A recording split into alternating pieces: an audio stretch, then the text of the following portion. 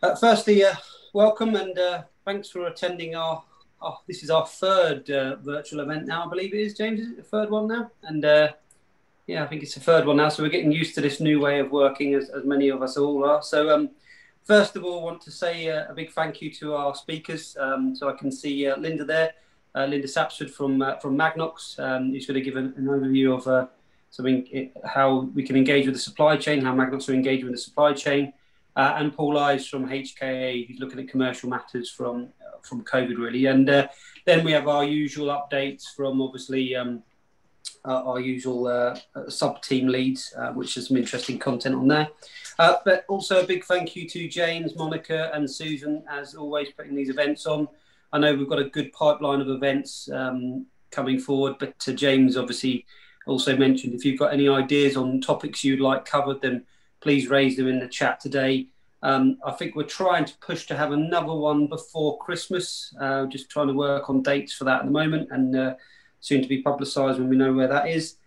In terms of what's been going on over the last couple of months, I suppose it's been since our last one now, it goes so quickly. Membership has been quite buoyant. We've got 3 new partner organisations, so I welcome a System, Nuvia, and Balfour Beatty Kilpatrick to our steering committee.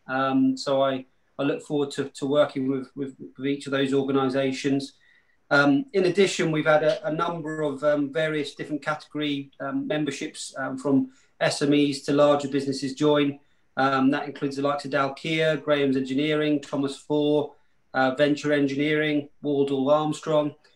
So, you know, it's great to see some membership continuing to grow there.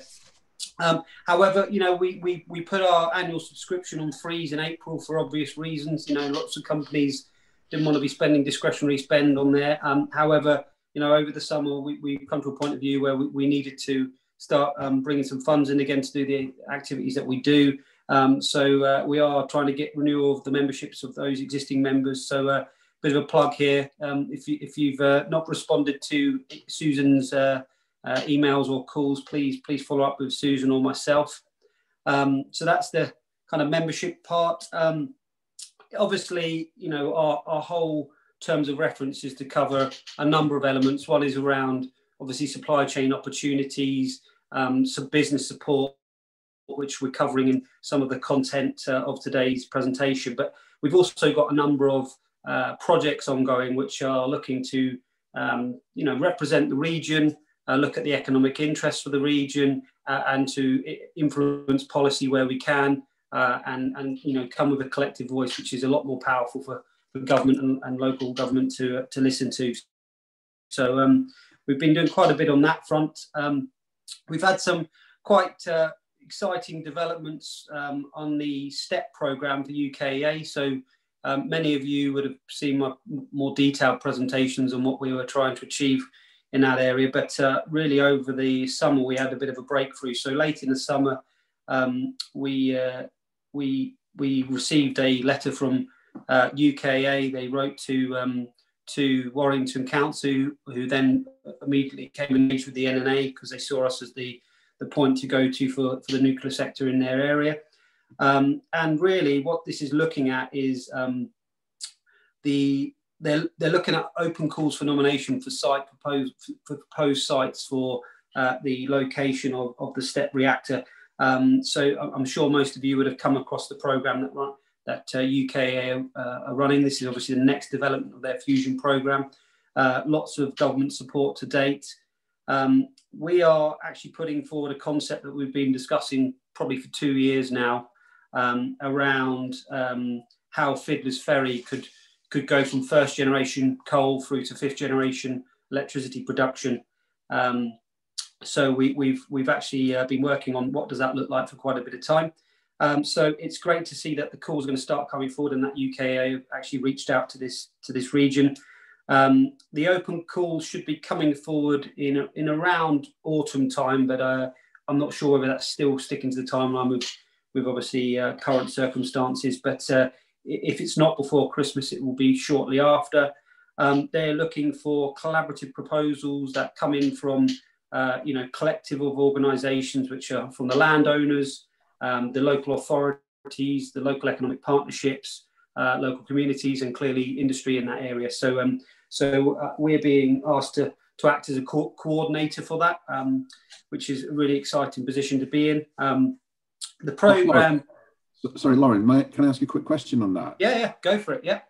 I've done some work down at Culham on that particular project already, but I'm very interested in that one. What's the timeline in terms of moving forwards on that particular opportunity? So the actual open call will be either just before Christmas or after. It was meant to be autumn, but I think that slipped slightly from the conversations I've had. But we're trying to get a better timeline on how long we get to respond to that proposal at the moment. Beyond that, I really can't give you a timeline. They want to have it operational by 2040. 40, yeah, indeed. Yeah. So you've probably got another at least 5 years plus of consultation with local community. I'm sure they're down select, but it will be very much these consultation processes aren't quick by any means, but they have not outlaid any programs to us on that front yet. Okay, thank you. The thing that I find really interesting in, and this is shown how we've developed over the last year or two, is as soon as that letter come into the local economic partnership and to Warrington Council, they're phoning us up and saying, can you support us on this, which is great recognition of where the alliance is going. So clearly this programme is expected to represent ultimate investment in the billions. Those who are involved with ITA clearly know the scale of that programme, and this wouldn't be too dissimilar from that. So clearly has a huge economic benefit to the local area that it's placed in. It's a construction and prototype programme representing a major infrastructure in its own right. And in my view, this is just my personal interpretation, it's going to get huge government support because it ticks the boxes: major infrastructure, net zero by 2050, and levelling up, from the south to the north, really. So I think it's got all the political brownie points you'd be looking for on that. So really interesting times on that front. I'll cover a little bit more about how we're preparing that in a minute. We've had significant engagement with Cheshire and Warrington LEP, mainly through Warrington and Co. So Steve Park is doing a great job of pulling us in there. As many as you will probably be aware, the regions have had to put in for the comprehensive spending review for 2020, which was obviously input to Treasury. We obviously in this region here, there's a significant amount of focus on hydrogen programs. And that's great because I can see the real benefits of cogeneration with that. However, there was very limited representation from the nuclear sector in the first strategy put out by the LEP. So Warrington and Co reached out to us to put forward some projects that we could put forward for funding. And clearly the first one that came to mind was the STEP siting programme. So we put forward initially about 2 years ago an application for around 350k to develop a early site feasibility assessment, prospectus, if you want to call it that, and to kick off community engagement. So clearly we are under a bit of time pressure for that, and if it doesn't come through in a spending review, because yesterday's news will obviously have some impact on that, because they're trying to roll over 1 year as opposed to medium-term planning in Treasury. We're still trying to understand what that looks like going forward. But if we can't get it through that means, then we're still engaging with both Warrington Council and the Cheshire and Warrington LEP. So clearly that project in itself is very real and can bring significant benefit to the area and to this industry. The other one that we put forward, that many of you would have heard me talk about, forward for the strength in place application to UKRI about a year ago now. Actually, it was October the 10th we submitted it. We found out earlier this year we were not successful. The concept was right. It was just we didn't demonstrate the added value over and above the nuclear sector deal. the Warrington Council and the LEP were interested in making sure this was put forward in the comprehensive spending review for themselves. So we put forward the nuclear technology catalyst application into that as well, which, as many of you will know, is the industry-led approach to accelerating and stimulating innovation between industry, academia, and different parts of our stakeholders, supporting a real advancement of new nuclear technologies and products to support the nuclear sector deal commitments that we've obviously all signed up to. So this was an initial 50k funding to develop that business case, but that could lead to a significant investment in the future of maybe up to 20 million. So that's both in the comprehensive spending review for the LEP, which is great. So lots happening in that front. I'm just conscious of time. I put a post out on LinkedIn last night, so by all means, go and have a look at it. Early in October, the Cheshire and Warrington LEP created a cluster, an industry-led cluster from across the clean energy industries, which is really focused on the green recovery, they're calling it. And this is predominantly focused across the whole of the Northwest to make sure the Northwest is leading the way by challenging itself to be net zero by 2030. Clearly, I don't think the plan's there yet for that. That's a big challenge in itself, advancing on the national policy by 20 years. But I'm using this cluster as a key opportunity for us to engage with the wider clean energy technologies, if you want to call it that, certainly for hydrogen cogeneration. So we've had some early discussions with them. At the moment, the main leads in there are Peel, Siemens, Store Energy and Tata Chemicals. So we're looking to make sure that we can be involved in that cluster and make sure we're putting forward the nuclear case. When they launched it on the 8th, they gave us a bit of a plug. The Northwest region is the only region that has renewables, hydrogen, carbon capture, usage and storage, nuclear and smart grid. So they clearly see us as a part of the puzzle.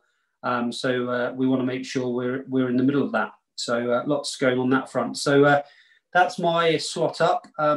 Just final thanks to the speakers again, and thanks for everyone for taking time out of their busy diaries to join us today. Okay, any questions from anyone? We can cover it at the end in the coffee chat if you want, because I know I'm being told to move on. Loren, just a question. Was that letter to Warrington Council specific to them, or was it countrywide to every council? Do you know? What I've got it in front of me actually here now. So it was to the chief executive officers of the local authorities in England. Right. But they did each individually address each letter and brought some nuances on that. So we'd done some pre-discussions with UKA around Fiddler's Ferry as a concept. I'd like to pump this with Bolton Council if possible. Could you send me a copy? Seems to be redacted. I'll have to check because it's marked official, the letter I've got. I'll just get clearance to release it. I'm sure we can. Yep, thank you. Okay, thank you. Okay, thanks, Loren. Thanks, Loren. I'll just run down quickly on the agenda, really. So we've got Linda Sapsford talking about supply chain opportunities.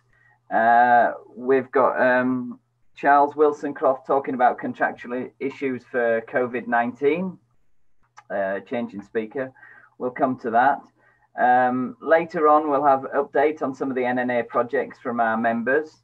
And if we've got any new members or anyone wants to announce any news at the end of it, we've got a little slot there at the end, a little like our in-person presentations. And then at the end, if you'd like to talk to any of our speakers, we'll move you into a room for those discussions. Either Linda, maybe the COVID-19 discussions with Charles or ourselves at the NNA. So, and just another reminder, if there's any other ideas you'd like us to talk about in these sessions, please let us know in the chat or drop a note to us. Essentially now I'd like to introduce Linda Sapsford. Linda is the head of the procurement and supply chain at Magnox, and she's got lots of interesting information on Magnox's approaches of how they plan to engage in the future. So Linda, if you'd like to take over. Okay, thank you. Can you all hear me? I'll go with yes. Okay, well, good morning, everybody. As James said, I'm Linda Sapsford and I'm Head of Procurement and Supply Chain for Magnox. I'd like to thank James and the NNA for inviting me to present to you today. Over the next 20 minutes or so, I plan to consider some of the changes that have affected Magnox over the last year, 18 months, what the impact of those changes have been and what they mean for us for the future. So Monica, if you could move on the next slide, please. Okay, so what a year it's been. I'd like to take you back, if you will, to summer of 2019. We were all going on our summer holidays. They could have been abroad, they could have been in the UK, but it was just something that we did as standard. Quarantine was something that happened to your animals, not to human beings. We went to pubs and restaurants to eat whenever we felt like it. And masks were something that your dentist wore, not something that you queued outside Boots to see if you could get the last one. And amongst all that, Magnox was a PBO. We'd had a parent body organisation for over 10 years. And for many of us, that was just how life was. We didn't know anything different. And then a lot changed. So on the 1st of September last year, Magnox stopped being a PBO. The contract with CFP came to an end and we became a subsidiary of the NDA. I think it's fair to say that both Magnox and the NDA are still in discussions about what that really means and what our working relationship is. So a little bit more work to do there. So on the 1st of September, about 34 people in most senior roles within the Magnox organisation left us, and they were replaced by a group of newcomers and people like myself who were promoted from within. I hope that you've seen some of the publicity during September about our first year as a subsidiary and some of the successes that we've achieved during that period. We feel it's been a successful transition and we have continued with some significant delivery during that period. So for example, asbestos stripping at Hinckley and Dungeness, height, we've started some enabling works for the height reduction on the reactor buildings at Trustfinnith. We've made some progress on the land remediation on the LETP at Harwell, and work is progressing on dismantling the Dragon and SGHWR reactors at Winfrith. In addition to that, when CFP took over in 2014, there was, we noted a significant dip in our safety statistics, and we had to put in quite a few measures to try and address that. Recognising that, CFP put in place a fairly comprehensive transition plan with a view that the same thing wouldn't happen again. And I'm pleased to report that at the moment, our safety statistics are some of the best that we've ever had since the records started. So we're very pleased with that progress. So there we were, just about finding our feet as a new organisation, in my case, finding my feet in a new role, and a pandemic struck. If you want to move on to the next slide, please, Monica. So I'll talk about the pandemic and the impact of that in a moment, but I just wanted to stress that despite all the changes, we are still the same Magnox with the same core values. So decommissioning continues to be our core business. We're there, as I've just gone through some of the projects that we're still delivering, and we are there to deliver hazard reduction for the UK taxpayer, and that continues. I've already talked about our safety statistics, and safety remains a key issue for us. For those of you who work at our sites, then you'll be aware of our contractor safety forums. We have those at both site level and at national level, with the idea of sharing ideas and learning to make our sites a safer place. In addition, you're probably aware that topics such as diversity and inclusion have become much bigger issues nationwide, and that's no different within Magnox. We've got a number of focus groups now set up looking at those issues and for sharing problems, ideas and learning.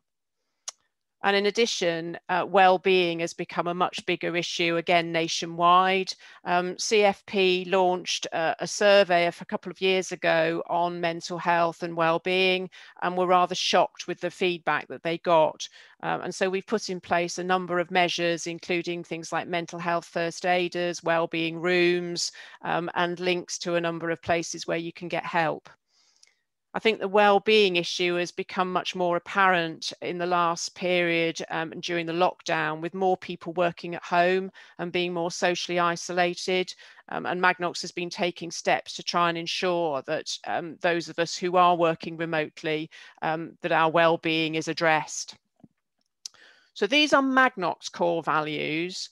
But for any of you working on our sites, I think it's fair to say that we have an expectation that you would embrace similar values and work with us to deliver in those areas. I'd also like to say that the government has recently launched PPNO 620, and some of you may be aware of this, which is looking very much at social value.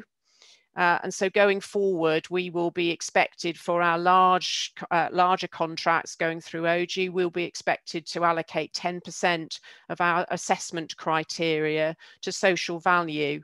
And that will consider things like diversity, inclusion, how people treat their workforce, and indeed sustainability is becoming a much bigger issue. Next slide then, please, Monica. So if we move on then to talk about COVID for a few minutes, because that has been a fairly big topic through the year, and Magnox, like many organisations, has had to address it and change many of its working procedures in the light of COVID. So on March the 20th, Magnox took the unprecedented step of pausing all work at its sites in line with the nationwide lockdown. I say it was unprecedented. We started off talking about that pause as being a bit like Christmas, that we'd have sort of a few staff on tick over, we'd have certain systems and processes would keep running, and we'd have people on standby. And then we quickly realised that this was more than Christmas. We weren't just talking here about a week. We were talking about something for which we actually had no idea what period of time we could be closed for, we could be locked down for. So we had to take certain measures to make sure that we could actually close our sites safely and securely and leave them for an indefinite period. We had a few issues initially with IT, but after a period of time, we were able to get most of our staff working remotely. And I'm pleased to say that many of you as our suppliers were also able to continue to work for us remotely. So desktop activities, design, planning, programming, things like that, were all able to continue for us remotely. And I thank all of you who've been able to do that for us. In addition, being a public sector organisation sometimes has its benefits, doesn't always, but sometimes has its benefits. And in this particular instance, the government issued their procurement policy notices 02 and 0420, which dealt with payment to suppliers during the COVID period. And Magnox adopted those procurement policy notices, and we have worked with our supply chain to make payments to key suppliers over the COVID period, so effectively from March through till the end of October. And I'm pleased to say that as a result of that, and working closely with our supply chain, you were ready to restart with us when we were able to reopen our sites. If we can move to the next slide, please. So we started to reopen our sites around May, June time. There was considerable preparatory work needed to do that, because I've already said we had to start from scratch. We'd shut down many of our systems and processes, and we had to bring them back to work again. And again, a big thank you for the supply chain, because we used many of your people to help us to bring those sites back up and working again. So we now have about 50% of our staff are back working at sites, and most of the remainder are now working remotely with IT connections. And obviously the latest advice is that we should work from home. And so we are encouraging our staff where they can to work from home. We produced a guidance document for all staff, which has the snappy title of S192, which set out guidance for how to work on our sites, and gave some information on the changes. The relevant elements of that, which pertain to the supply chain, we've incorporated into one of our contractor safety instructions, and that was issued to all suppliers who were working on our sites. So basically that covers issues like staggered start and finish times, staggered access to change rooms, staggered access to controlled areas, one-way systems around the site, changes in the canteen facilities, distance markers, that kind of thing. And we have strongly encouraged the maintenance of the 2-metre separation rule wherever possible, with risk assessments where that isn't possible. And we're very keen that our suppliers should adopt similar rules to our staff. And obviously, as I say, what we've set out in the CONSI is incorporated in your contracts. That CONSI 34 is in the process of being updated because a lot has changed in recent weeks, and there will be a new one issued to you shortly. And obviously things keep changing almost on a minute-by-minute basis. And so we try very hard to keep on top of those changes, and amend our guidance accordingly. The latest change that you'll all be aware of is that Wales has basically locked down, or will lock down from Friday for 2 weeks. It is our intention for Trasfynydd and Wilver to stay open during that period for essential work. The only thing we are alerting suppliers to is obviously the lockdown does mean that there are restrictions on things like hotel and accommodation. So you'll need to just consider the impact of that on working with us. Next slide then, please, Monica. Okay, so the bit that you've all been waiting for then, opportunities. What's Magnox looking to do in the coming period? So I'll talk first about our short-term opportunities. I think probably the key areas to consider are 2 of our big frameworks are coming near to the end of their life. So we have the D-plant demolition and asbestos framework comes to an end. Well, it's the first tranche of it comes to an end next year, but we're looking to extend it into its final optional year. And then we also have the ILW framework that comes to an end next year. So for both of those, we are working on replacements. We've identified that we still have work to deliver under both of those frameworks, or under in the areas of those frameworks.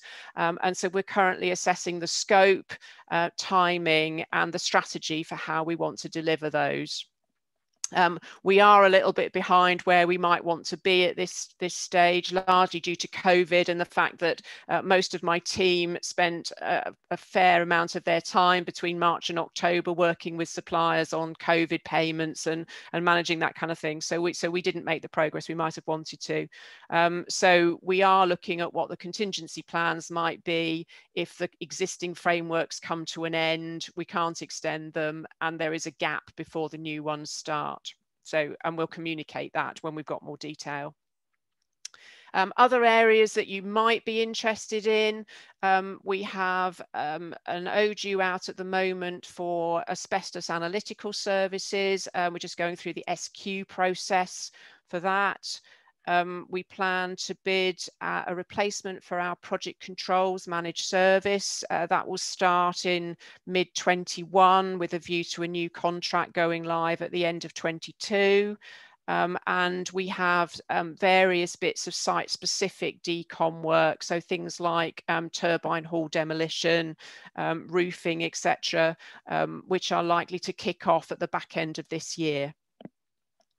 So at the moment, our focus still continues to be very much on the delivery of our lifetime plan, although I will come on in a minute just to talk about the future. But that very much is the focus, is the work that has kind of been on the plan for a number of years to continue with, say, hazard reduction at our sites. So you're probably all aware Magnox is subject to Public Contract Regs 2015, which requires our large opportunities over the thresholds to be advertised. And today we're still using OJU via TED to do that. But from the 1st of January, the government is introducing a system known as Find a Tender, which will be the UK version of TED. So I guess advertised only within our own country and not throughout Europe. So if you, next slide then please, Monica. So looking a little bit longer term then, you're probably all aware that in August, the NDA announced a change to the Magnox decommissioning strategy from one of blanket care and maintenance to one of site-specific strategies. And I've chosen those words quite carefully. Our initial intent is to bring forward reactor removal at Trusfinith. But even that is not in tablets of stone at this point in time. We still got to go through and present a business case to BEIS to take that forward. However, being optimistic, working on the basis that it will happen, Magnox is really keen to engage with our supply chain to understand what capabilities you have and innovations you might be able to offer us to deliver that change of strategy. Because clearly there's some new techniques, new waste streams that we need to address in delivering that. So to that end, we issued a PIN on the 9th of September, which was asking for people to register for a webinar, which we're holding on the 4th of November to share more information about our revised decommissioning strategy. We currently have nearly 600 people who've registered for that, representing some 350 companies. And I hope many of you will be among that number and will be joining us on the 4th of November. That's being done on a very clever platform. I just hope the technology works. Following that webinar, we're also giving companies the opportunity to share more information with us on a one-to-one basis. And we'll share details at the webinar on how you can do that. Clearly, it will be very hard for us to speak to 350 companies, so we will be looking to run those one-to-ones with a cross-section, giving consideration to nature of work and also size of organisation. Because this process and all our contracts are not just about the large multinationals. We're really keen as well to engage with SMEs through this process. And I've been pleased to see that actually we do have quite a number of SMEs have registered with us for the webinar. Next slide then, please, Monica. Okay, so reactor decommissioning is very much in its infancy, and it is going to take us some time to develop our plans. So as I've already said, our focus in the next kind of couple of years is still very much around delivering our lifetime plan. You can stay up to date with what we're doing and our opportunities by accessing the How to Do Business pages on the Magnox website. We publish our procurement plan on those pages on a monthly basis. So on that, you can see contracts that are coming up and also details of contracts that we've awarded in the last period. So for any of you who are looking to be a subcontractor to one of our main contractors, that gives you an opportunity to see what's been awarded and who you might wish to contact. We also continue to use the complete tender management or CTM system for the purposes of tendering our large contracts, and we publish our OJU notices through that system as well. So that's a system that is used across the NDA group, and if you register for the Magnox site, that will give you access to the other members of the NDA, so Sellafield, Dounreay, LLWR, etc. And even better, it's free to register. Next slide then, please, Monica. So when you look at the procurement plan, you'll see that there are several different routes identified on that. So OJU is obviously fairly self-explanatory. We'll put that at the moment through TED, in the future through Find a Tender, and we'll use our CTM system. We'll have non-OJU, so that's where we're doing activities that are below the OJU threshold. So currently about 190k for supplies and services and just under 5 million for works. we also do quite a lot of our business services type activity as collaborative procurements with the NDA. So you'll see on the procurement plan that some items are marked as being collaborative, and those are ones that where we're doing things across the NDA estate. And finally, there are some areas where we use the Crown Commercial Services frameworks as well. So we recently tendered, well, I say recently, it was a while ago now, but we use those frameworks for things like our FM contract, security services contracts, and we use it for things like stationery, business travel, and again, a number of business services type arrangements. So just to be aware of that. And also, obviously, if you're considering whether to bid for a CCS framework, just to be aware that Magnox do use some of those. In addition, I'd just like to note that the NDA are looking at renewing their systems platform for dealing in the procurement area. So they have the rather optimistically named Project Victory, which is reviewing all our supply chain IT systems, and over the next 2 years we're looking to refresh those. So things like CTM and CMAR may well be replaced or have renewed versions of them, so watch this space.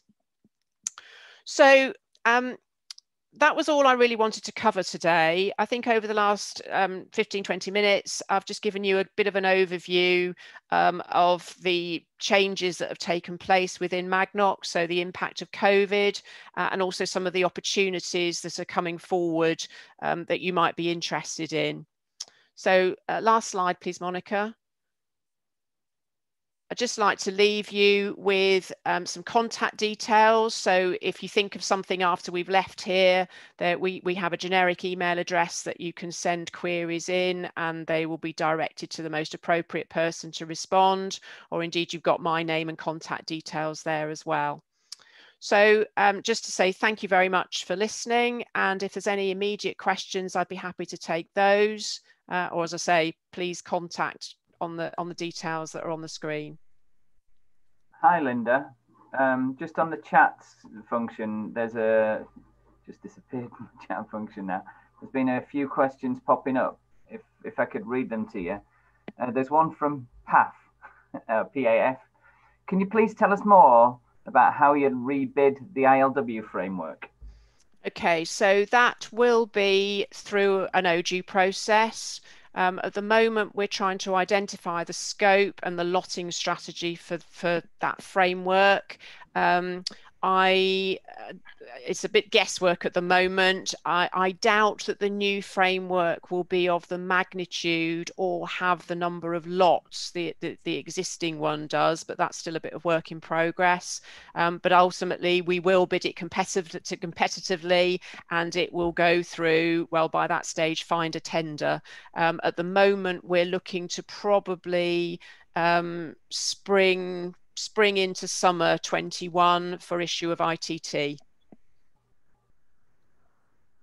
Hope that addresses that question. Okay, thank you. That's great. There's another question here from Stuart Harrison. Nigel Hulton has the title Future Missions Director. Linda, can you allude to the purpose of this role? Okay, so I've talked today very much about what Gwen Parry-Jones refers to as the Magnox Mission 1, which is delivery of the lifetime plan, and then also looking on to our revised decommissioning strategies. Nigel Hulton has been brought in to look at longer term opportunities. And that includes things like, could it be that the NDA through Magnox will decommission AGRs? Could it be that there is a closer working relationship going forward between Magnox and Dounreay? Could Magnox be involved in things like decommissioning of MOD submarine reactors? Is there a potential for Magnox to deliver overseas work in terms of supporting other nuclear operators in the decommissioning of their reactors? So it's a lot more speculative. It's more about business development and opportunities. Whereas what I've talked about today is very much about, you know, kind of more concrete deliverables against our current mission. Hope that helps. Very good answer. I think I can't see any other questions. There's one more question from Bob Eden. Sorry. Oh. Can you see it, or do you want me to read it out? Go on then. Does Magnox link to DSTL's DASA program? Can somebody tell me what all the initials stand for? I think the answer might be no if I don't know, mightn't it? Hi, it's Bob Eden here. Can you hear me, Linda? Yes, I can hear you. So my DSTL is the Defence and Science and Technology Laboratory. It's what used to be known as Port and Down. Oh, and okay. DASA is the Defence and Security Accelerator. And in particular, I think that would link into the decommissioning of the nuclear submarines. And what DASA is, it's a funding body for innovation, which takes commercial non-MOD capability into the military sector. But I gather that the NDA has a relationship with DASA, and I'm trying to find the appropriate body to talk to, because my company, we're an SME, we also have a link to DASA. And I want to try and find the appropriate NDA contact, whether it's through Magnox or NDA, I don't know. Right, so I'm not aware of that programme. So Nigel Halton, reference above, might be a contact within Magnox. Failing that, I was trying to think who, I'm just thinking somebody like Adrian Simper maybe in the NDA, who is managing the forward strategy for the NDA, might be a contact. Okay, no, that's great. So Adrian Simper, and I'll just, I think Ray has just dropped me a note. I'll have a chat with Ray Chegwin as well. So no, that's good. No, thank you, Linda. I'll contact Adrian. Okay.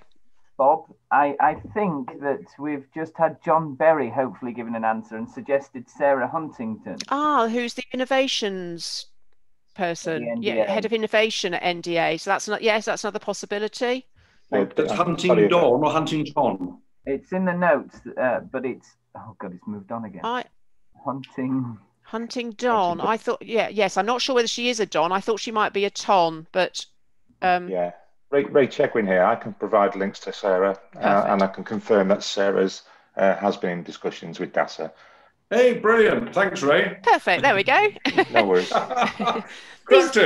I'm really pleased. Thank you, Linda. You that just goes to show these networks really do work. And it's worked perfectly. That's exactly what I wanted to find out. Thank you very much indeed. Okay. Bye-bye. Got any further questions or... No. Just a note to Linda to say I've been in discussions with Anna Tyler-Revel as regards to our innovation exchange. This is where we run challenges for large tier 1 companies. We previously run challenges for Sellafield and EDF, and obviously I'm just in discussions with Anna on that. So nothing decided, of course, as yet, but just to let you know.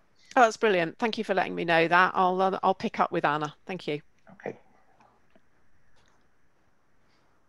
Okay, I think that's it. So thank you, Linda. That was superb. A really detailed summary of what's going on at Magnox, where you've come from, and how we can get in touch. And I think Bob as well will all recognise that's the purpose of this event, and bringing everybody together really is for the networking and collaboration. So thanks for a good example there. So yeah, I think we should move on now and talk about contractual issues with COVID-19. It's a bit ironic, really, that the speaker was due to be Paul Eves. Unfortunately, due to COVID, he's a little ill at the moment, and we've had to get a replacement in. So one of his colleagues has stepped into the breach, and we've mitigated it against the effects already, and I'm sure he'll discuss that. So Charles Wilsoncroft is a partner with HKA, and he'd be happy to tell you about all the contractual issues. Charles? Thank you very much, James. Thanks everyone for having me this morning. As James said, I have to apologise on behalf of Paul. He's feeling quite poorly with it, frankly. So as James says, quite ironic, but it is something that's obviously hitting quite close to home with an awful lot of people at the moment. I'll just share my screen. and then hopefully we can all see that. If anyone can't see that, please do shout up. So yeah, as James said, I've been drafted in at very last minute yesterday, so apologies if I'm a little bit raggedy with this presentation. So we'll get through it together, no doubt. And if anyone does want to have any discussions, then obviously that's absolutely fine. Just a quick, you know, we have the standard slides. I'm sure you can get copies of these, so we won't talk about the HK month. But you know, it's absolutely clear, isn't it, that since the entry, the kind of large-scale entry of COVID into the country from April last year, it's had a significant effect both across the world and in the UK. You know, governments, regions, as we're seeing more and more now with the regional approach, you know, the 3-tier system with how things are being rolled out and controls are being put in place. Families, construction sites, employers, funders, insurers are all having big issues with dealing with the effects of COVID, especially not just the actual effects of the virus itself, but also, of course, all the restrictions and the regulations that are being put in place that were discussed just earlier in respect of is putting into place. Maybe we'll touch on a few of those points as well, because it's very interesting what they did and how they handled it. And I would go so far as to say they handled it a lot better than a lot of other employers did. Within our industry, within the construction industry, projects have been significantly impacted by the pandemic.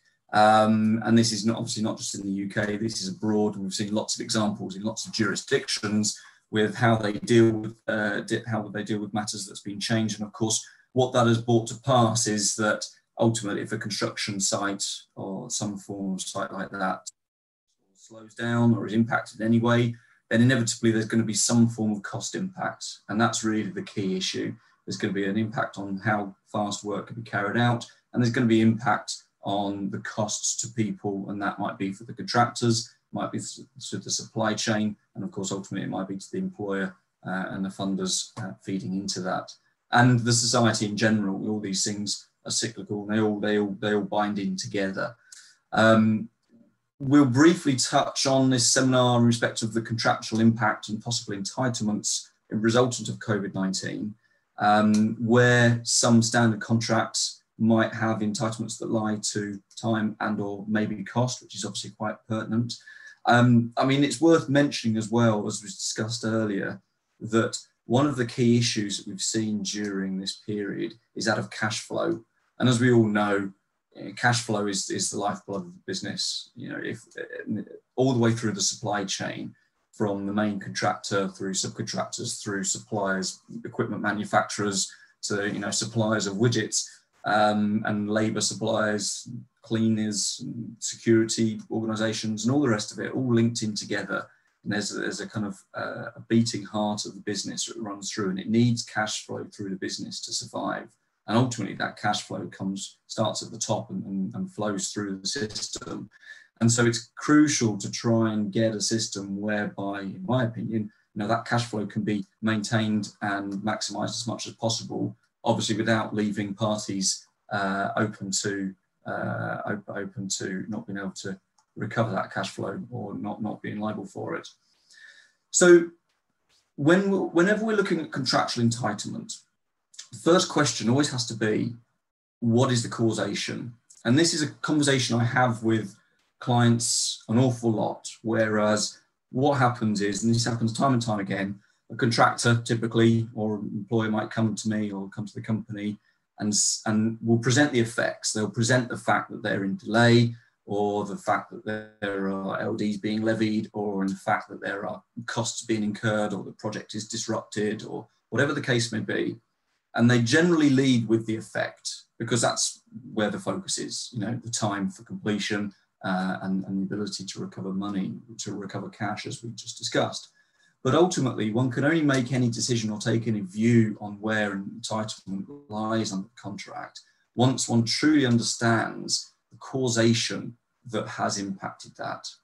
And it's very easy to say, oh, COVID-19 is the causation. Well, is it? You know, it's not always that simple. You know, inevitably it has impacted construction industry, but depending on how it has impacted on specific sites, will then determine the contractual route that may or may not be available to the parties to make such a claim and get such entitlement. So the idea is that although COVID-19 is having a general effect, is there a direct causation on a specific construction project? And there are all sorts of causations we can look at.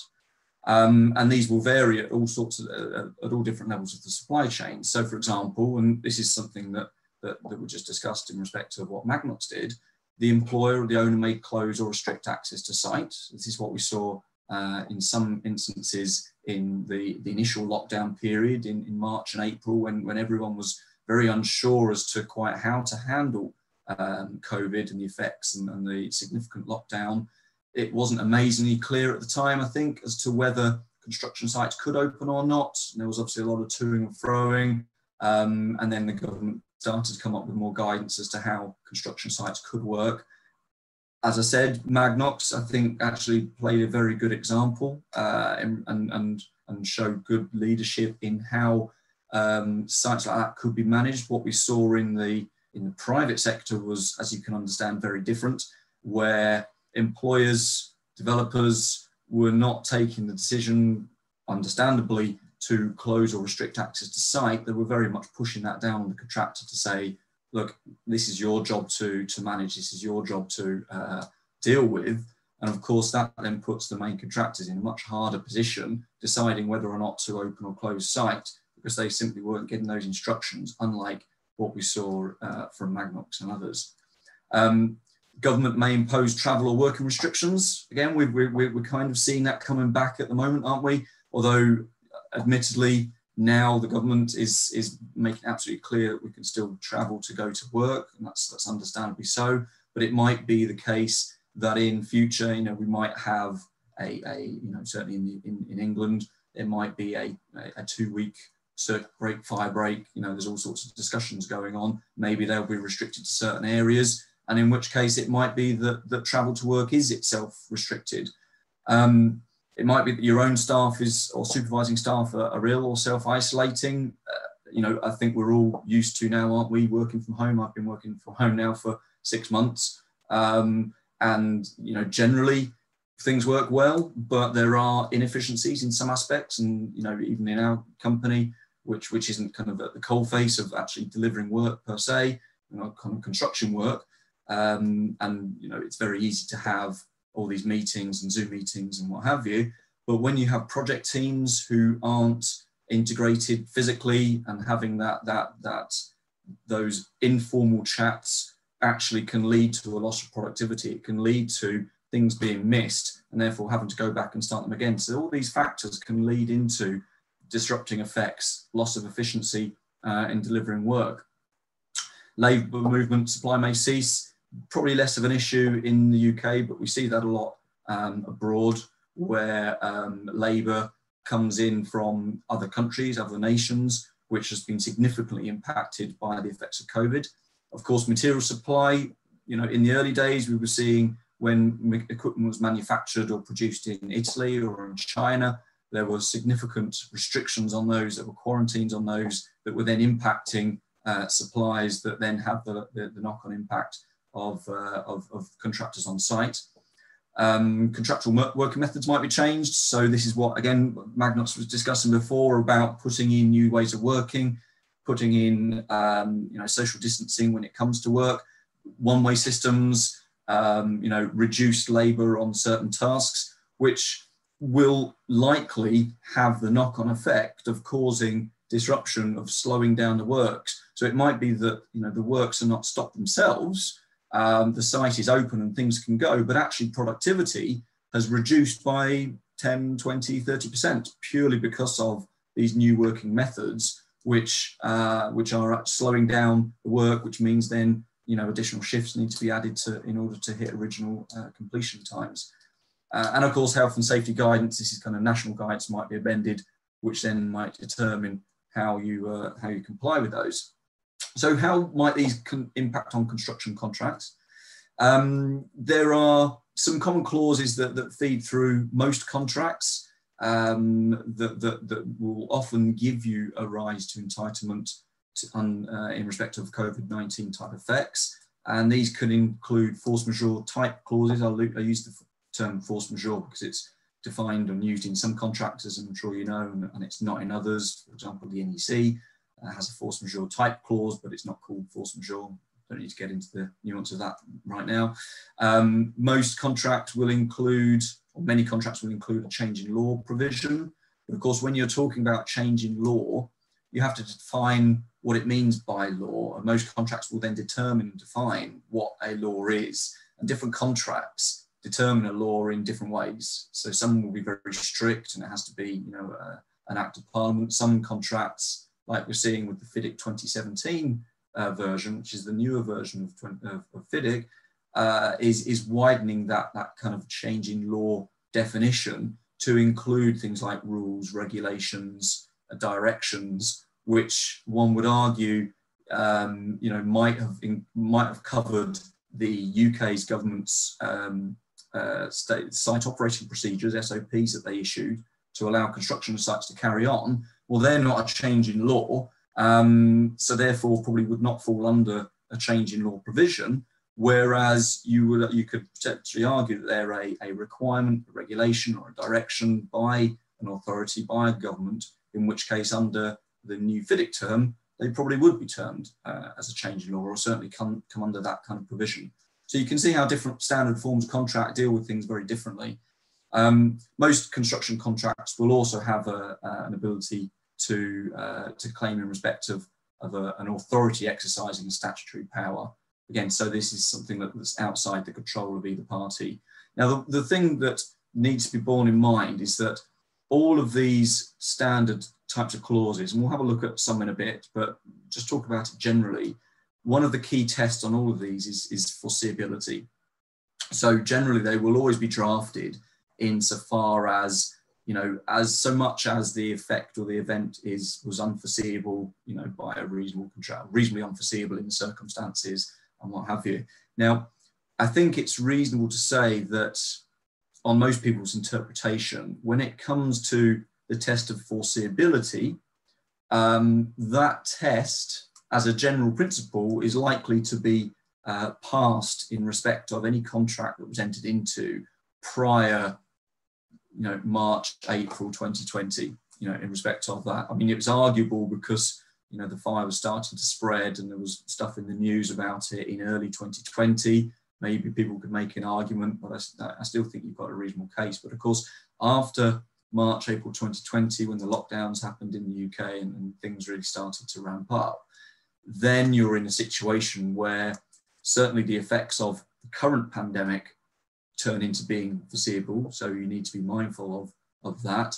But also it draws into question how foreseeable is another pandemic in the future. And we'll touch upon that at the end of the talk. I'm mindful that there's an awful lot to talk about with this sort of thing and we don't have very much time. So I will rattle through some of this, and if people do want to have a discussion later on, then that's absolutely fine.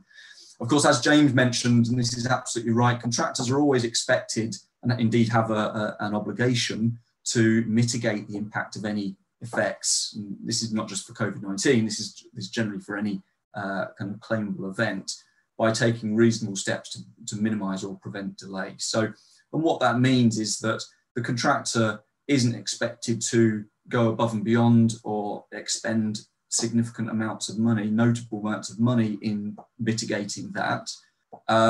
However, if it's a case of, you know, with minimal effect to the contractor's resources to replan or to re-sequence works or something like that, maybe change shift patterns, as long as it doesn't impact their, you know, it doesn't mean they have to kind of pay more money for it per se, then they have a duty and obligation to do that.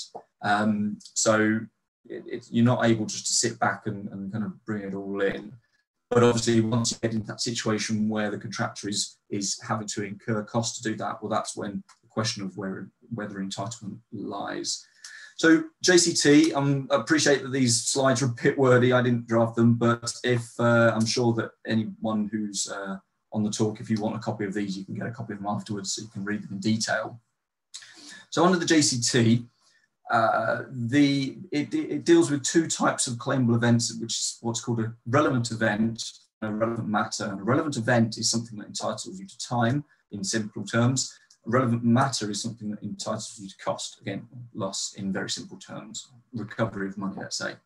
So force majeure is listed as a relevant event. So, you know, if you are in a situation and you have a JCT contract and it was entered into, you know, in early 2020 or before, then it's quite likely that in some aspect, the effects of COVID-19 could be determined to be a force majeure event under the under the JCT contract, which would then be a relevant event. And in theory, as long as the actual causation and the impact on the contract can be shown, then you should be entitled to additional time in respect of that. Other items under the JCT, we have if under, you know, the excise after the base date, so that's the kind of contractual base date by the United Kingdom government of any statutory power, which directly affects the execution of the works, is another relevant event. So this could be something like potentially the issuing of the site operator procedures, potentially it's the putting regions into regional lockdown. So if it were a situation whereby the government said, or indeed, if the government said that people could not travel between tier 2 and tier 3, for example, or tier 3 and tier 1, for example, then that would potentially be an exercise of a statutory power by the United Kingdom government, which could entitle you to an extension of time.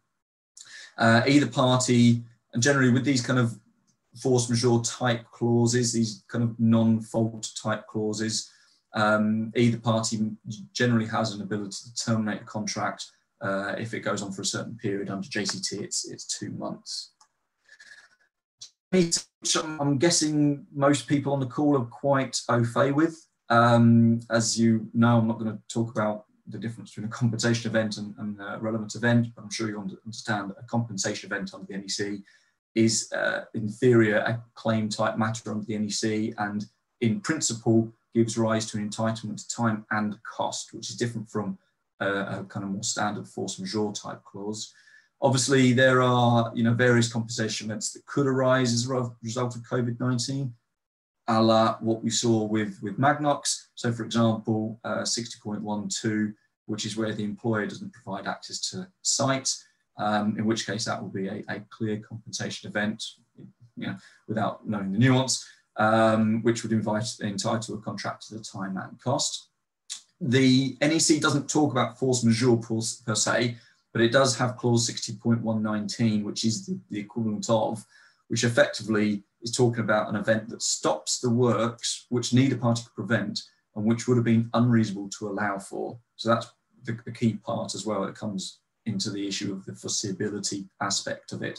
Now, interestingly, 60.119 talks about an event that stops the works. It doesn't talk about an event that slows the works, disrupts the works. So it's clear that if the contractor cannot carry on for a period of time as a result of a COVID-related event, then 60.119 comes to play. Where a COVID-19 type event impacts the ability of the contractor to carry out the works in an effective manner or in a manner that was originally foreseen, well, it gets somewhat muddier there. 60.119 is less helpful in that case, and the contractor probably needs to think about whether there are other avenues by which it might be able to claim entitlement. Change in law is not a standard provision under the NEC, as I'm sure you're all aware, so you have to include it as an optional clause under X2, and that's a change in law after the base date, and under the NEC it is change in law, which is quite strict as to exactly what that means. It's not as broad and as generous as the FIDIC terms are. Well, I'm sure we all know about the notification period under the NEC, so I don't think we need to mention that. And under FIDIC, again, similar, it's got some similar principles. The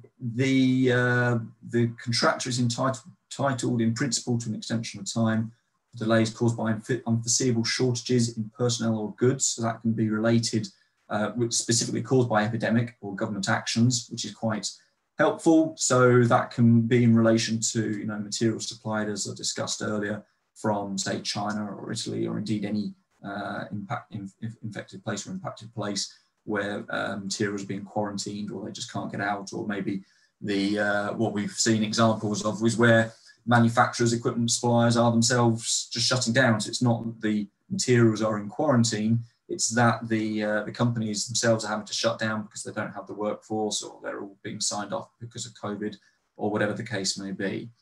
There are potentially entitlements to time and cost under the under the FIDIC version, with things like delay by the authorities can give rise to entitlements to time and cost.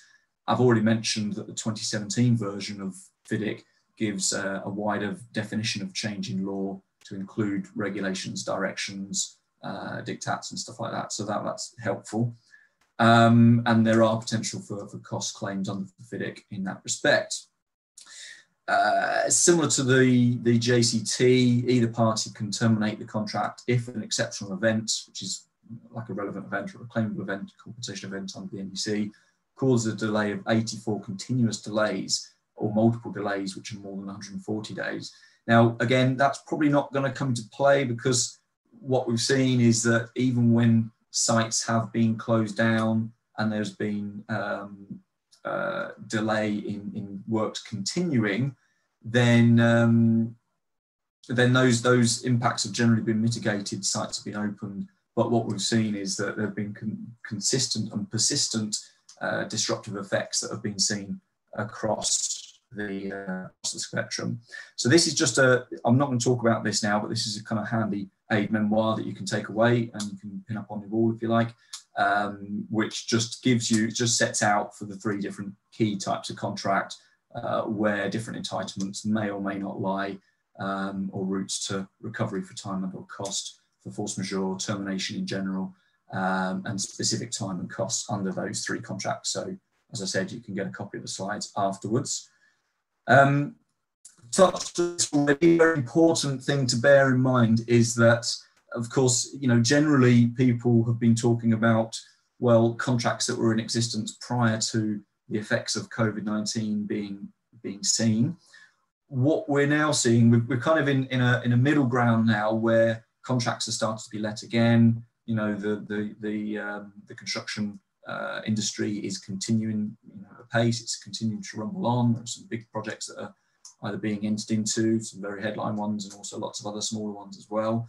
And although there's been a downturn, there is still work happening. So in this period where COVID effects are still continuing, so COVID-19 effects are still continuing, it follows that the effects of COVID-19 per se, or certainly aspects of effects of COVID-19, are foreseeable. But of course, there's a few things to take into account, in that no one quite knows how long the effects of COVID-19 are going to last for. We don't know if this is going to go away in January or the following January, or even the January after that.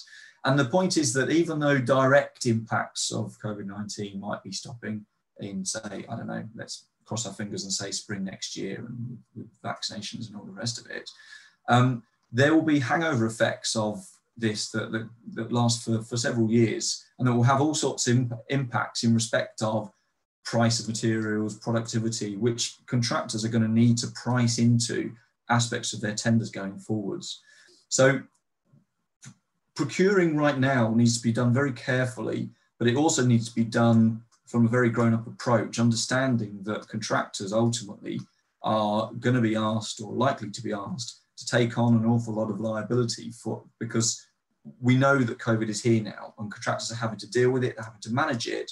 And what that also means is that employers are going to have to be proactive and grown up about assessing and understanding what impact that's going to have on costs, certainly in the short to near term. The other issue in respect of new contracts is, well, once COVID has gone, what happens in respect of another pandemic? And what we're seeing now in contracts is employers are more and more now writing into the contracts express provisions dealing with pandemics, which might not have been dealt with in the past. Force majeure very often isn't defined, or isn't defined to include a pandemic such as COVID-19, or indeed an epidemic in the country where it is. And how parties deal with that is going to be a bit difficult to deal with, because it then comes down to say, well, how foreseeable is another pandemic? I think, as I said, most people accept and agree that in the run up to this event, generally people accept that it was unforeseeable, but now it's happened. You know, the genie's out of the bottle, and clearly people have woken up to the fact that a COVID type event can, and most likely, I guess, will happen at some point again in the future. But the issue is when will it happen? And you know, will it happen in 5 years' time? Will it happen in 50 years' time? Will it happen in 100 years' time? Who knows? But these are all aspects that will need to be taken into account. And critically, it will need to be taken into account in respect of insurance as well. You know, several large insurers, it has been already seen, have confirmed that their business interruption policies will not pay out for COVID-19, because most policies do not have a general, or do not include this type of event in notifiable diseases. So insurance policies will need to change, no doubt, or certainly be looked at. But contractors entering into large-scale projects are going to need to think very keenly about what their insurance covers now, what their insurance needs to cover in the future. They need to have the conversations, because the insurers are obviously going to be very mindful about how they deal with such events going forwards. And it's also going to be linked in with how the contracts deal with these items. So there are all sorts of issues and factors that need to be thought about and considered that quite possibly weren't robustly considered about pre-COVID. But of course, as I said, the genie's out of the bottle, and we're all much more aware of what's going on, the possible impacts, and what that can have an effect on in the wider scheme. And it's very much going to change the contracting, the risk and insurance landscape going forwards, I feel. So I'm conscious that I've overrun by 6 minutes, so I apologise for that. I'll obviously open the floor to any questions, or if anyone does want to have a chat later on, then that's absolutely fine. And yeah, I think that's what I have to say for now.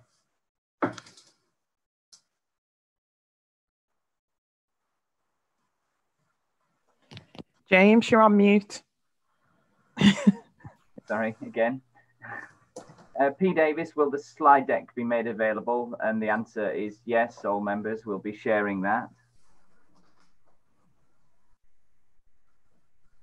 There's a comment, I think, really from John Falk. It's not really a question.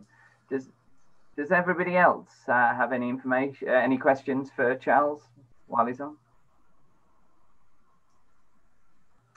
I think really it was a really good summary of the situation. Really, it gives a good perspective on all aspects of our business, both from the current contracts and how to deal with them, how to deal with future procurements, and even insurance in our business. I'm sure it'll be touching all areas. And yeah, that was really interesting. So I'd like to thank you, Charles, for one, standing in and mitigating the effect, and two, for delivering a great presentation. So thank you very much. No problem. We'll move on in the agenda. If we can finish early, I'm sure we'd all appreciate it. But what we've got now is that we've been running a few groups. Lisa Ingham was down in the agenda really to talk about skills and community. She's on leave today, but George Garner's here to give us just a quick update on virtual work experience. George, are you still around? Yes, thanks, James. So in Lisa's absence, she asked me to come on today to talk to you very briefly about virtual work experience. So as part of the NNA, Cavendish, Sellafield and KBR are collaborating on a virtual work experience programme. So what we're proposing is that over a month's period, a group of 6 to 8 students will carry out a project based around a nuclear scenario that we'll set them. And what was the good news story that Lisa really wanted me to share was the fact that it's just been accredited by the industrial cadets. So our programme now, upon completion, the students will gain the Silver Award for the industrial cadets. And in the interest of time, I'm more than happy to send you over a slide deck of the proposed programme at a later date. And the other thing that Lisa just wanted me to talk about was the fact that Cavendish have just donated some money to the Warrington Pledge due to 13% of Warrington students in colleges and schools not being able to have access to computers at home. So it's just really to put that on the floor, and if anyone else would like any information on that sort of charity, let us know and I'll send over any information. George, could you just post a link on either on the chat if you've got it now? Yeah, no problem. That's fine. Yeah. Okay, that's fantastic. Thank you for that update and standing in again. Bernard, are you on the line? Is there any update you'd like to give from the clean energy programme? I know you've got plans in the offing. Yes. The principal thing is that we're having a kick-off meeting next Tuesday. About half a dozen of us are virtually getting together to go back, looking at the terms of reference, setting the priorities, and areas such as what's the scale of the activity, what will the frequency be, how will we engage both internally within NNA and potentially externally, what sort of speakers would we be looking for, alongside that, how arranging invites if that's appropriate, and really to see what's hot at the moment. You know, what are the key issues in clean growth? There's a lot of talk about it, and we've got from the original UK industrial strategy and the current expression "build back better." So what do we think is hot at the moment, and then how will we publicise what we're doing? So that's really the development. We're having our kick-off meeting next week. That's it from me. Fantastic, Bernard. Thanks for that quick update. We're going through these. Steve, you're on the line. Is there any update you want from our SME mentoring group project that you'd like to update us on? Yeah, just some brief ones. There's not been a huge amount of progress, and I'm going to leave my picture up and leave my video off because it looked like someone's dug me up this morning because I'm still in post-COVID recovery, so I won't subject anybody to that.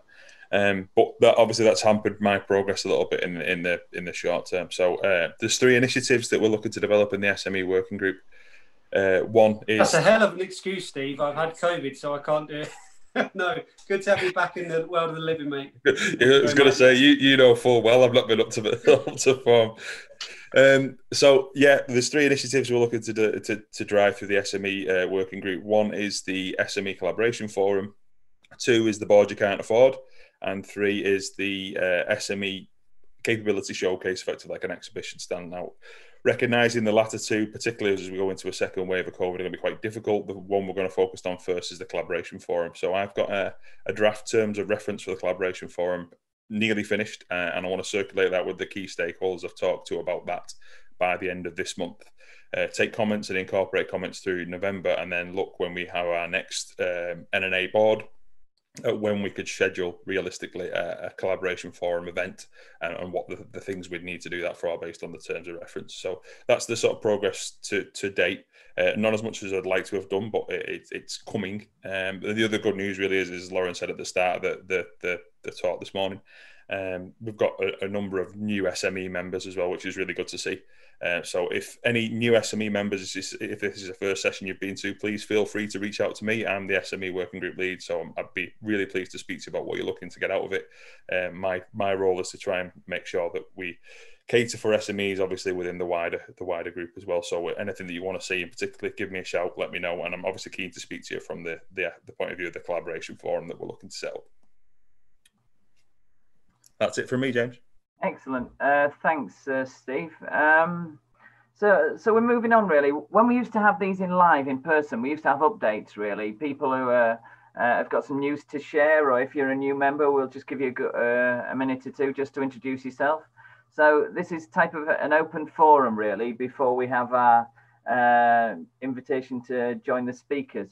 So does anybody else, I'm opening up the floor now, is anything else they want to announce to the group while we're all online?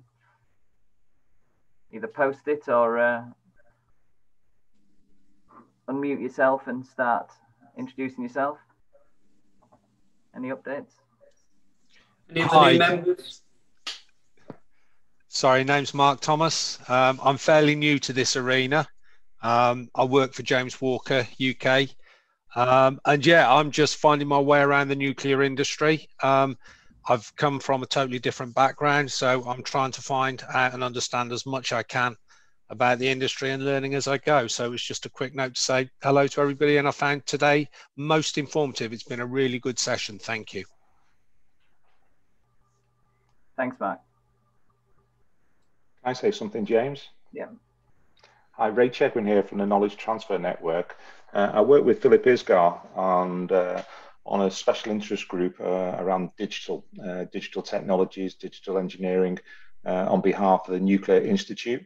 So if anybody wants any information about that, I'm happy to provide it. So we just held our second annual conference yesterday, or the second part of it. It was really good. We tend to meet 2 or 3 times a year. So if you're in the nuclear sector or outside the nuclear sector, but if you're in the nuclear sector working on digital technologies, then it might be for you. Thank you. Thank you, Ray. Those of you who are good at reading, I've just seen John Falks just helpfully posted quite a long comment, so you may wish to read that. Can I share an announcement? Go on then, Monica. Right, so I think some of you know that I'm co-founder of Diversity and Inclusion in UK Nuclear, and it's just to alert you that we've got a free webinar happening next week on Friday the 30th of October in honour of Black History Month, because it's Black History Month here in the UK in October. And we're bringing in a panel of experts who are going to talk around how to recruit, include, retain the Black workforce in the nuclear sector. So what I can do is drop in a registration link into the chat, and I'll also drop a copy of the poster information as a file into the chat as well, in case anyone wishes to come along, listen and get that information. It's free, the information's going to be there, and it's just a great chance to hear from experts who made progress in this field.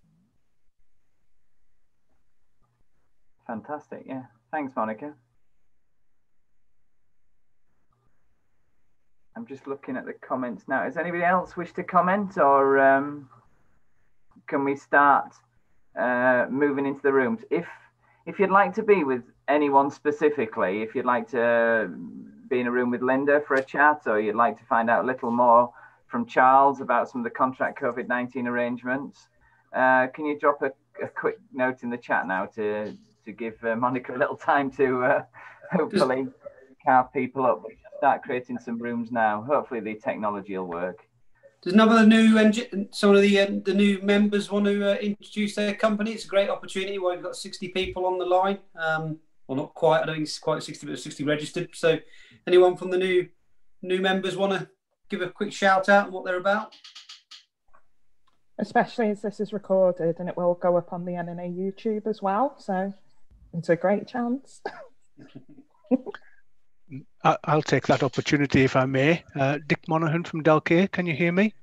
We can hear you loud and clear, Dick. Yeah. I've been introduced as a new member, but of course I've been to the Northern Nuclear Alliance Forum for quite some time before our membership finally got recorded. But we're an SME. We're based at Egremont in West Cumbria, just 2 miles from the Sellafield site.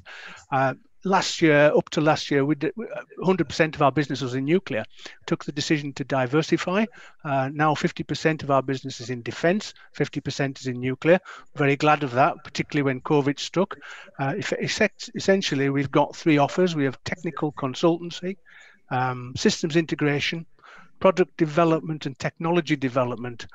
Post-COVID, our design and build of control systems really slowed down because the physical world stopped, but our consultancy offer has increased phenomenally. And we've done about 700% growth this year. And so we've got a target next year to get contracts externally to Cumbria, because pretty much we're still Cumbria focused. So if anybody's got a need for any of the pillars I've mentioned, particular design and build or support on electrical control systems, then we're here and willing and able to support you. Yeah, guys, if I could just introduce ACIS STEM. I think many of you may be familiar with the organisation, but so we're in the top 3 nuclear engineering companies in the world. In the UK, we're involved in most of the nuclear frameworks, like Sellafield, UKA, EDF, Rolls-Royce, etc. And you know, we offer services across the nuclear life cycle, from concept design, commissioning, and obviously, you know, bridging into digital in a big way. We've got a huge data science team that's really supporting our strapline of engineering powered by digital. So, yeah, happy to take any questions and follow up. I think, Loren, if you've got our contact details, and it's on the website, of course, as well. Thanks for that. Thanks, Philip. Can I talk? Is that all right? Monica's just private messaged me and said you should say something. So I'm not at all nervous. It's completely new. There's nothing like a push, is there? Just to say, I'm Claire Louise, and I'm a social impact consultant. So my business is the Shared Value Business, and I do work with the nuclear supply chain around the social impact agenda that is particularly coming through procurement.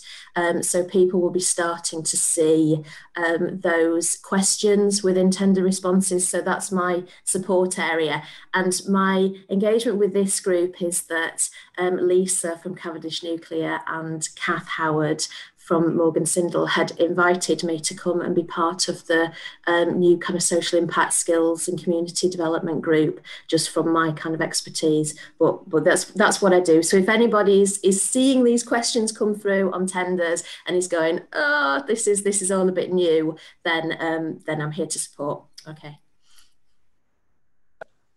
Thanks for introducing yourself there. Do you also, obviously there's the whole bit about, the actual tender response, but in terms of before that, engaging with the organisation to actually set their policies and to actually implement the promises they make in their tenders, those kind of things. As well? It is, yeah. So essentially that concept of shared value. So essentially the best social impact comes from what a business cares about. So obviously there's strong drivers that will come through the supply chain and what the commissioner is looking for, but the best responses reflect what your business cares about. I talk a lot about sphere of influence. So it's actually, the whole point is that it's relevant to what you do as a business. It's relevant to your geography of operation, and it looks at, and I think this difference, just to kind of very quickly explain, corporate social responsibility has traditionally been, you run your business, and if you do well, you choose to do something good, usually by a monetary donation or a bit of volunteering. Social impact is actually looking about the way that you run your business and what practices that you can implement to add social value. And those best practices come from understanding your business and understanding where you add most value. So that's essentially what I do. I come and I look at the business and we talk about where we can add most value and then how you can write that into tenders. So yeah. Great, thank you very much. You might get yourself a speaking slot on the next one. I can, and I have done it for the Beck BC as well. So I'm quite happy to speak on it. Yeah. We'll give you a chance to prepare next time, though. Claire, could you put your contact details in the chat, please?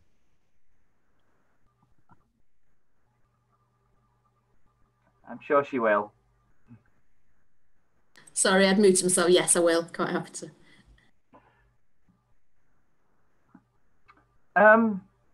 Okay then. Anybody else? Anybody else want to say anything, or should we move into groups? I see, Linda, you're looking very popular anyway in the requests so far. If anybody else, I think Loren, you're popular with Joanne, but everybody else seems to be going for Linda. So that's good. But I'd just really like to thank the speakers today. I think if you've been following the chat, like me, I think it's been a really excellent webinar, really. So lots of great information from Linda on Magnox about the Somerville area and the future. So thank you. And also Charles, really great insight. So we normally stand up and cheer and clap. I don't really know what we do on the webinars, but yeah, thank you from us both.